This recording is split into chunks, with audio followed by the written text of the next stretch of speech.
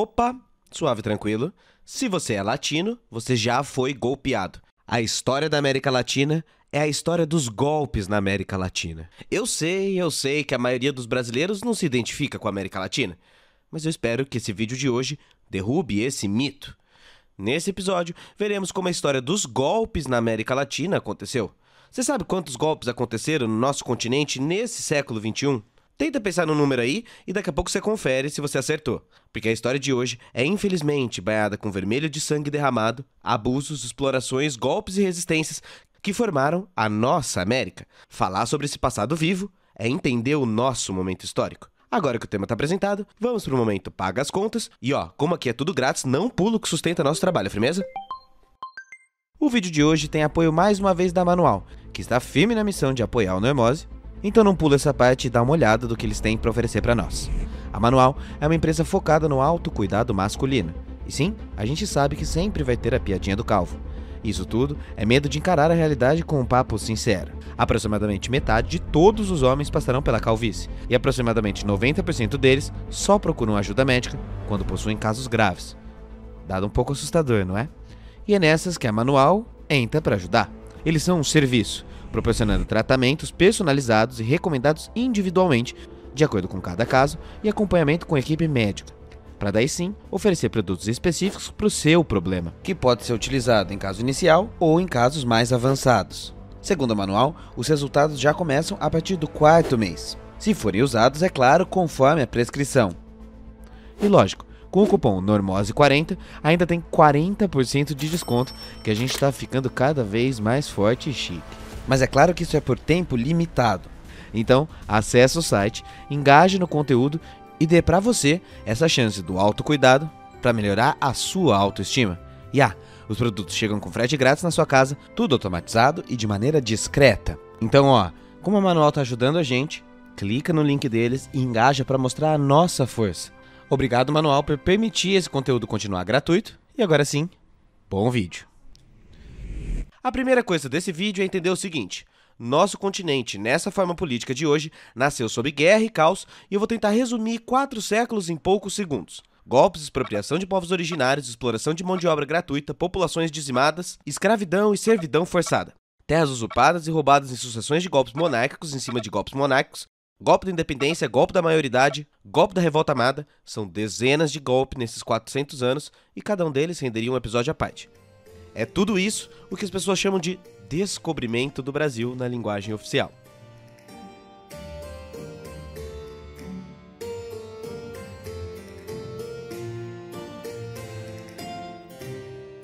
Agora, pense nos ciclos de exploração que estudamos lá na época da escola.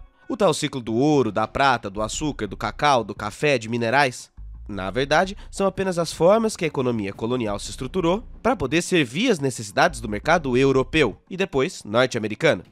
Você já tinha considerado que foi isso que abasteceu a riqueza da Europa por todos esses séculos? Sim, no limite, podemos dizer que o absolutismo e o luxo europeu foi financiado pela América Latina, que a Revolução Industrial foi financiada pela América Latina, e até o funeral todo chique que está acontecendo daquela idosa lá na Inglaterra é fruto do roubo do nosso continente.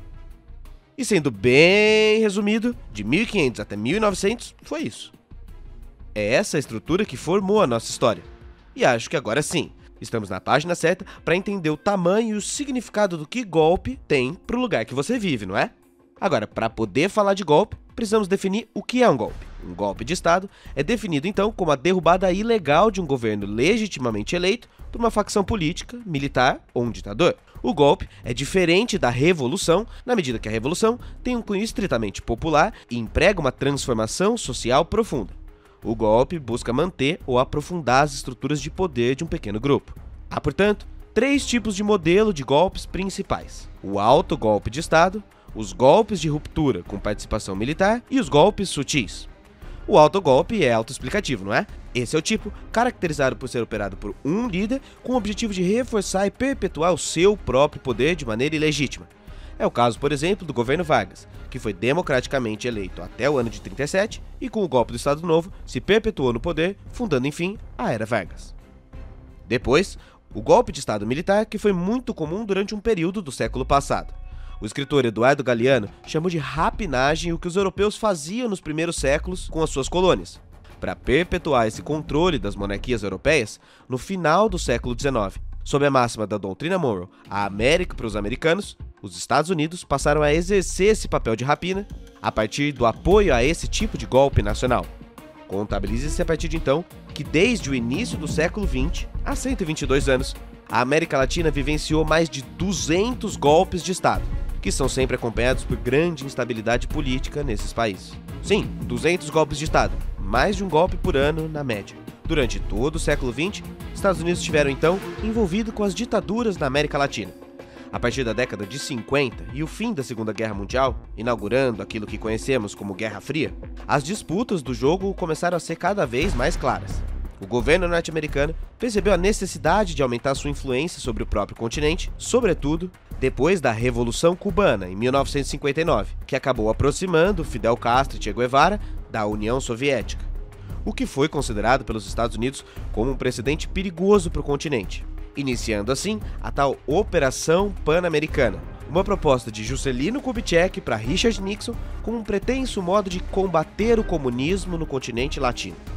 Foi deste modo que a paranoia anticomunista passou a ser a tônica em todo o continente e tudo que era governo um pouco mais popular passou a ser considerado inimigo vermelho, integrando o radar norte-americano. Então, não foi coincidência que uma série de golpes aconteceram no continente nesse período.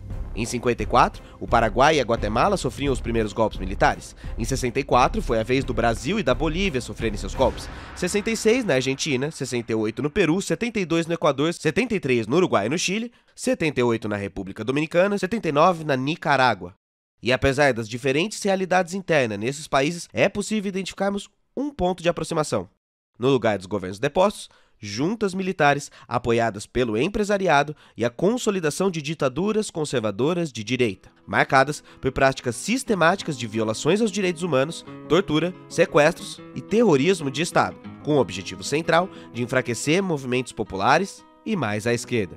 Os militares assumem o papel de dirigentes políticos nesses países e também agentes da repressão, censurando forças populares e matando se necessário for. Veja o caso, por exemplo, de Salvador Allende em 1970, no Chile. Porque um obrero sem trabalho, não importa que seja ou não seja marxista, não importa que seja ou não seja cristiano, não importa que não tenha ideologia política, é um homem que tem direito ao trabalho e devemos dárselo nós. Socialista democrático, planejou a reforma agrária, nacionalizou indústrias estratégicas e estava avançando nas reformas populares até enfrentar uma grave crise econômica, o que abriu espaço para uma oposição ferrenha, em parceria com os Estados Unidos, produzir um terrorismo de direita e não deu outra. Em setembro de 73, o militar Augusto Pinochet comandou uma operação para executar o golpe. Ele forçou o general da Constituição a renunciar e matar Salvador Allende. Foi o próprio Pinochet que assumiu o poder e nele ficou até 1990. Foram 3 mil chilenos mortos, 30 mil torturados e 80 mil presos políticos durante a ditadura de Pinochet. Então, por algumas décadas, o domínio de ditaduras militares se repetiu em todo o continente. E pensa, se nós vivemos 4 anos de um presidente atentando contra a democracia e já foi um inferno, imagina 30 anos de ditadura aberta. E isso sem contar a tal Operação Condor, porque depois dos golpes dados no continente, os países se juntaram aos Estados Unidos numa campanha de repressão política e terror de Estado sistemático para manter as ditaduras espalhadas pelo continente. Comece a enxergar como toda vez que a América flerta com pautas mais populares e cresce um pouquinho, tem gente para cortar as asinhas? Por isso, crave Eduardo Galeano, o subdesenvolvimento não é uma etapa do desenvolvimento do continente, é a sua consequência, é calculado. E chegamos então na segunda metade dos golpes, os novos golpes da América Latina.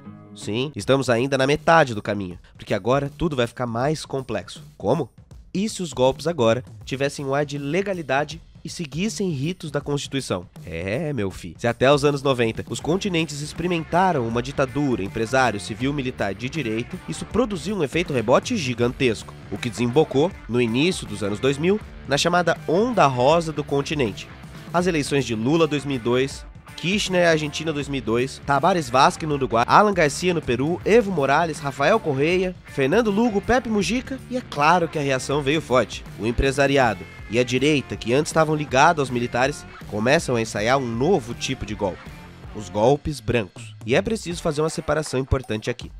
Agora, se comparados aos golpes do século passado, os golpes daqui são mais silenciosos e concentrados no uso das leis para dar uma aparência de legalidade. Aquela força bruta, escancarada dos exércitos, fica num segundo plano. E embora os militares continuem braço do governo, a partir de agora, a aparência institucional é o caminho. E note, todos esses governos da Onda Rosa mantiveram por perto a classe de proprietários, as elites e a imprensa, e tentaram todos aplicar a conciliação de classes. E o que aconteceu? O Senado Federal entendeu que a senhora Presidente da República, Dilma Vana Rousseff, cometeu os crimes de responsabilidade, ficando assim acusada, condenada à perda do cargo de Presidente da República Federativa do Brasil. Assim que esses governos passaram a avançar nas medidas de combate à fome e à pobreza, nas políticas de reforma agrária e a participação popular camponesa, indígena e rural, encontraram um limite.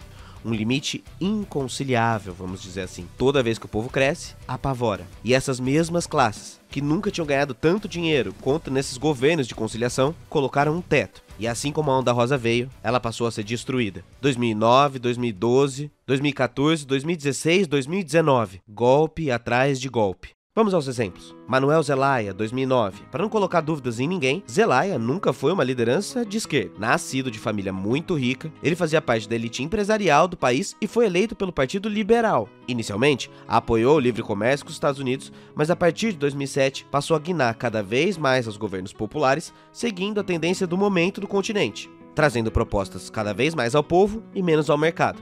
Em 2008, aproveitou de sua popularidade para propor um referendo, um plebiscito popular que superasse a Constituição antiga, da época da ditadura, e seguindo as tendências de Bolívia, Equador, Venezuela, que passavam pela mesma discussão. Antes da data de consulta pública que Zelaya propunha em junho de 2019, o Congresso passou a investigá-lo como mentalmente incapaz.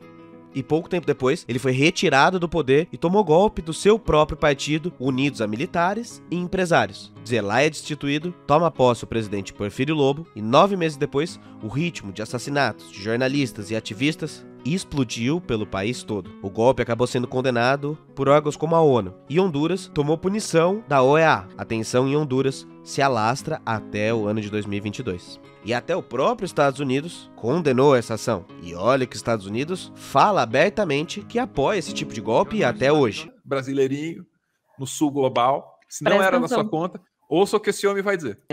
To attempt a coup? I disagree with that. As somebody who has helped plan coup d'etat, not here, but, other places. Eu discordo de você. Como alguém que ajudou a planejar golpes de Estado, não aqui, mas em outros lugares. E ele fala isso assim com Em 2012, é a vez do Paraguai. O ex-bispo católico Fernando Lugo chegou à presidência do Paraguai após vitória em 2008. Sua coligação era formada por setores populares e partidos de todos os espectros, incluindo o Partido Liberal, que é de cunho conservador no Paraguai. A vitória de Lugo representava o rompimento com mais de 60 anos do Partido Colorado no governo, das quais 35 anos foram de uma ditadura militar comandada pelo general Alfredo Stroessner. Fernando Lugo era conhecido como Bispo dos Pobres e sempre esteve ligado a comunidades eclesiais de base. No entanto, nada disso foi o suficiente para não colarem em Lugo a imagem de um militante agressivo, radical, fanático. Assim que deslizou, Lugo tomou. Em maio de 2012, depois de uma polêmica e uma ação mal executada de sua polícia para com os movimentos sociais, passou a ser atacado pela oposição, que logo em junho interrompeu seu mandato com um golpe de Estado e o depôs em menos de 24 horas. O que foi considerado um golpe relâmpago, e a justificativa era que Lugo governava de maneira imprópria, negligente e irresponsável porque gerava luta de classes sociais, que como resultado trazia só massacre entre compatriotas. Assume um presidente mais à direita e revoga todas as reformas conquistadas naquele país. Muito parecido com todos os outros do continente, não é mesmo? E aí, nessa linha que temos o Brasil e seu golpe de 2016 com Dilma Rousseff, que eu não vou nem entrar a fundo porque você com certeza já tá mais por dentro. Mas basicamente, um processo político antes de jurídico. Era necessário encontrar qualquer tecnicidade para dar ar jurídico para um espetáculo político. Pedalada fiscal foi escolhida. Então, usaram a impopularidade de uma gestão com pontos críticos de verdade para se criticar, para aplicar o mesmo golpe de sempre, em busca busca de retrocessos sociais e revogações de direitos trabalhistas e sociais. E não acaba por aí. Depois, em 2019, é a vez de Evo Morales. Morales foi o primeiro indígena democraticamente eleito na Bolívia e ficou no poder de 2006 a 2019. E apesar da mudança de paradigma na política boliviana em 2019, apesar do favoritismo do MAS e da continuação do governo de Evo, havia aí uma questão. Quando foi eleito em 2006, Morales tinha prerrogativa para um mandato, que foi alterado para reeleição em 2009, em 2014 e de forma meio controversa em 2019. Evo foi autorizado pelo Tribunal Constitucional da Bolívia a concorrer às eleições e disputar um quarto mandato, apesar de ter perdido essa possibilidade no plebiscito popular alguns meses antes, o que tomou a rua de protestos da oposição, capitaneados pela ala conservadora religiosa de direita do país, que se utilizou de relatórios controversos de organismos internacionais para provar que havia fraude nas eleições. Em 10 de novembro de 2019, após a divulgação de um relatório da OEA que apontava possíveis irregularidades no processo eleitoral, houve muita pressão para que Evo Morales se demitisse e renunciasse. E segundo a Justiça, uma sessão extraordinária deveria ser convocada para eleger os novos chefes do parlamento, o que não ocorreu. Assim, todos que deveriam sucedê-lo, que eram do partido do próprio Evo, renunciaram um atrás do outro. O vice-presidente, o chefe da Câmara Alta, o presidente da Câmara dos Deputados, e assumiu Jeanine Áñez, que era vice-presidente do Senado e se autoproclamou presidente sem quórum necessário e assim na base da força mesmo. Ela ficou no cargo até o final de 2020, reconhecida por governos como os Estados Unidos e o do nosso querido Jair Bolsonaro, quando finalmente convocou eleições populares que tinham acompanhamento de órgãos internacionais e que renderam vitória a Luiz Arce, o representante indicado por Evo Morales. Todo golpe foi dado e o resultado eleitoral foi o mesmo. A escolha popular. Estava consumado a obviedade do golpe e em 2021, Jeanine foi condenada a 10 anos de prisão por tramar conspiração, terrorismo, corrupção, premeditar um golpe. E virou até meme o fato de Jeanine ter sido encontrado escondido dentro de uma cama-box na hora de sua prisão. Você tá percebendo o que há de comum em todos esses golpes modernos? Um combo de forças em comum, mídia tradicional, setores do judiciário, forças empresariais, uso político da polícia e instrumentalização da classe média para se apaixonar num discurso golpista. E isso tudo resultando na ascensão de uma liderança de extrema-direita duvidosa, eleita por uma população ressentida e assustada com a política. Podemos dizer então que esses neogolpes da América Latina são uma ferramenta. É só uma repaginação dos mesmos atores históricos de séculos passados, se utilizando de qualquer coisa para brecar processos populares, ou ainda concessões de direitos fundamentais para o povo. O golpe acontece, o povo não está de fato integrado nesses governos populares. E se os movimentos sociais não forem colocados para dentro desses governos, as reações dos detentores históricos do poder será sempre essa: tomar para si quando nós não os agradamos. Então anote, eleições não são hegemonia. Eleições não são garantia de nada. A instabilidade democrática é a lei do nosso continente e mostra que é preciso um amplo processo porque nunca há nada ganho na história das Américas. Trocando em miúdos e sem medo de soar clichê, as veias continuam abertas e sangrando instabilidade e exploração internacional na América Latina. E sabe outra coisa em comum? Esses governos são derrotados no continente com a mesma fórmula.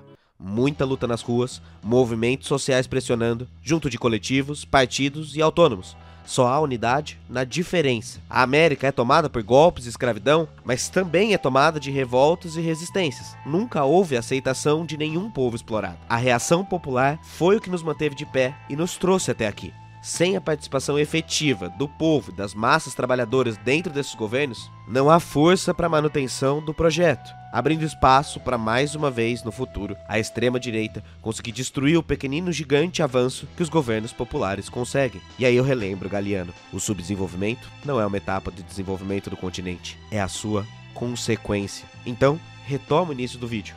Eu sei que nós não nos identificamos como latinos-americanos por diversas razões, mas a história nos identifica. O risco continua vivo porque a estrutura ainda é a mesma. E quantas vezes você consome conteúdos latino-americanos em detrimento a europeus e americanos? Enfim, são só perguntas. E antes de se despedir, para participar da campanha dos 300 mil inscritos até o final do ano, então compartilhe esse vídeo nas suas redes ou para algum amigo, participar do nosso Catarse, fazer um pix se você puder e não se esquecer, é preciso estar atento. Porque sempre que um fascista volta pro bueiro, é para chocar novos ovos da serpente fascismo que não vai ter fim. Sobretudo nas urnas, sobretudo no capitalismo. O pai da cobra. É preciso vigilância sempre. Falou-se.